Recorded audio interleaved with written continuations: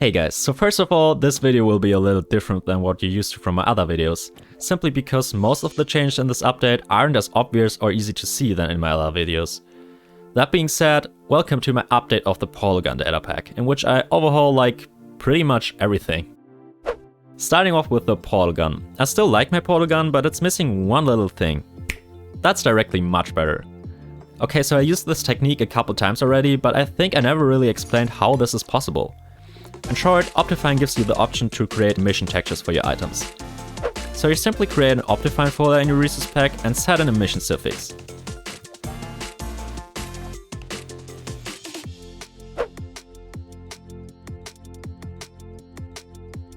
Next, create a texture with the suffix and only color the parts you want to have glowing.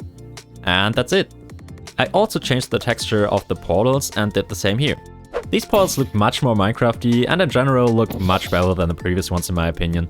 The functionality however still stays the same, so sneak right click to change the portals and right click to fire a portal. Also if you look straight down, sneak and right click, you will delete all your portals. So next up I started updating the code. First of all I switched the slow projectiles to instant raycasts. These are much more suitable for a Portalgun and simply feel more intuitive. Hey, Crave from the edit here. I forgot to mention two things. One is we of course have a new icon in the action bar down here, which indicates which portals are placed right now. And two, I made a portal open animation. So if I fire a portal here, you can see it's kind of animated. It does the grow thingy. Yeah. After that was done, I wanted to change how portals work exactly. Okay, so for you, that was probably just a simple cut, but I basically rewrote the entire data pack here, but it was worth the time since it works much more accurate now. Last time I did this, I basically made it really easy. All portals use a distance selector, which is wrong though. Instead, you kind of want to define a hitbox. This hitbox, however, needs to be configured for all different orientations, so it's important to tag the entities accordingly. It took some time, but I eventually ended up with some pretty good working code. Also, if you would enter a portal in my old data pack, you would simply copy the rotation of the destination portal. However, that is wrong too. You basically want it to feel like you passed through the portal, so you need to be rotated but relative to your current rotation. And this is how it looks like.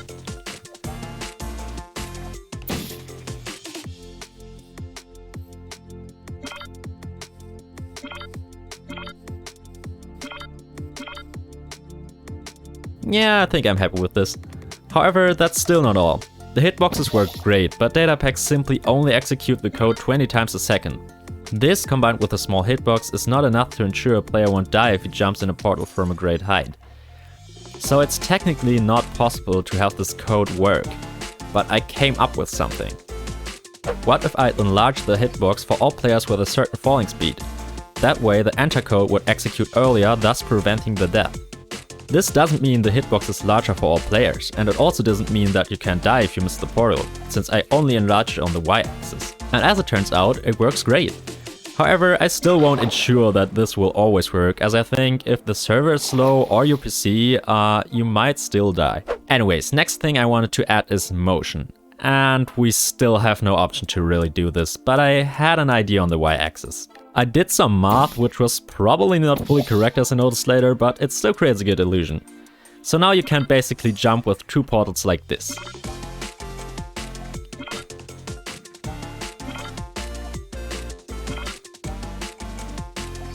I'd love to do this for vertical portals too, but as mentioned it isn't really possible since you can't set motion for a player.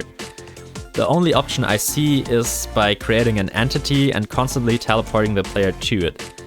And this is also what I experimented with, but eventually came to the conclusion that it doesn't look great. Anyways, the code is there now.